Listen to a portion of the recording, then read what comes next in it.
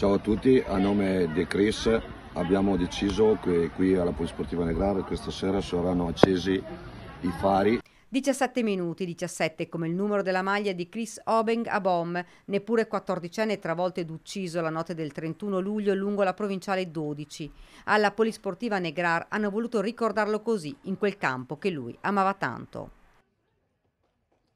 Si sono spente le luci, ma le lacrime continuano a scendere sui volti di parenti e amici di quanti hanno conosciuto quel ragazzino con il sorriso sulle labbra.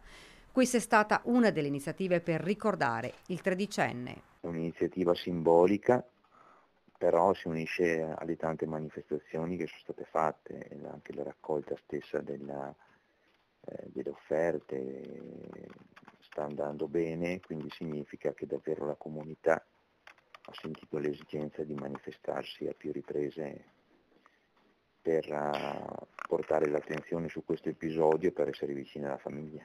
Intanto si è svolto l'interrogatorio di garanzia. L'automobilista che ha travolto il tredicenne e poi si è allontanato rimarrà agli arresti domiciliari. Assistito dall'avvocato Massimo Dalben, il 31enne ha reso spontanee dichiarazioni in tribunale a Verona. L'uomo ha riferito al legale e ha ripetuto al giudice la posizione tenuta fin dall'inizio dell'indagine, ovvero di non essersi reso conto di aver investito una persona e per questo di essersi allontanato dal luogo dell'incidente. Il GIP, su richiesta del difensore, ha autorizzato l'uomo a spostare il luogo in cui sconta i domiciliari dalla casa della madre a quella della fidanzata che si trova poco distante, sempre nel comune di Negrar. Intanto, solo in questi primi giorni di agosto sono ben 9 i pedoni in Italia travolti ed uccisi, 238 da gennaio.